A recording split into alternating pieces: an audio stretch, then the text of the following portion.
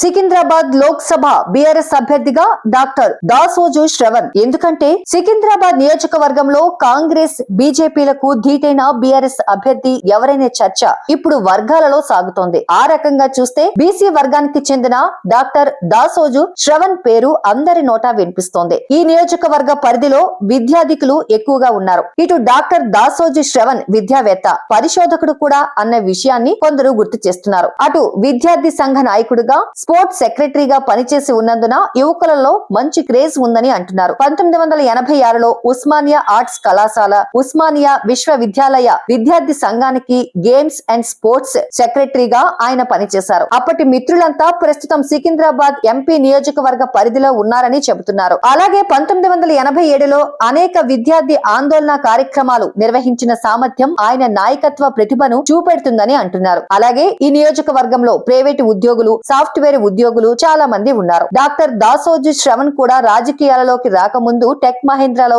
General manager, HR head గా, Hitachi consulting limited లో HR director గా కొంతకాలం పాటు పనిచేశారు. కాబట్టి సాఫ్ట్వేర్ ఉద్యోగులు, ప్రైవేటు ఉద్యోగుల కష్ట నష్టాలు తెలుస్తాయని, ఆ రకంగా వారి సమస్యలకు పరిష్కారం చూపగలరనే అభిప్రాయాన్ని కొందరు ఉద్యోగులు వ్యక్తం చేశారు. సికింద్రాబాద్ నియోజకవర్గానికి దాసోజు శ్రవణ్ కు రాజకీయ సంబంధం కూడా ఉందని గత ఎన్నికల చరిత్ర చెబుతోంది. 2009లో సికింద్రాబాద్ లోక్సభ నుంచి పీఆర్పీ అభ్యర్థిగా పోటీ చేసి ఓడిపోయారు. ఆ తర్వాత 2018లో కాంగ్రెస్ పార్టీ తరపున ఖైరతాబాద్ అసెంబ్లీకి ఎమ్మెల్యేగా పోటీ చేసి ఓడిపోయారు. ఈ ఖైరతాబాద్ నియోజకవర్గం సికింద్రాబాద్ ఎంపీ పరిధిలోనే ఉంది. ఈ ప్రాంతంలో పోటీ చేసిన ట్రాక్ ఉండడం వల్ల ఆయనకు అనుచరులు, కార్యకర్తల బలం బాగా ఉందని చెబుతున్నారు. ఇప్పుడు ఆయన బీఆర్ఎస్ లో ఉన్న నేపథ్యంలో బీఆర్ఎస్ అభ్యర్థిగా సికింద్రాబాద్ ఎంపీ స్థానానికి డాక్టర్ దాసోజు శ్రవణ్ పేరు కూడా గట్టిగా వినిపిస్తోంది. మా వీడియో మీకు నచ్చినట్లయితే లైక్ చేయండి, షేర్ చేయండి.